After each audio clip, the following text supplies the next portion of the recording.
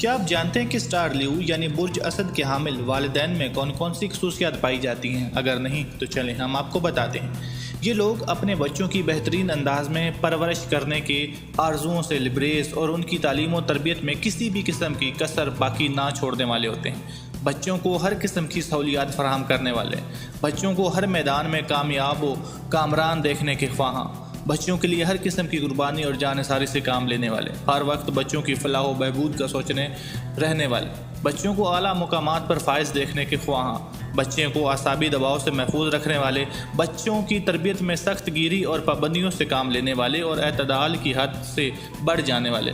नतीजे में बच्चे डर कर राह फरार इख्तियार करते हैं। घर आए मेहमानों को बच्चों पर ज़्यादा तवज्जो उलझन महसूस करने वाले।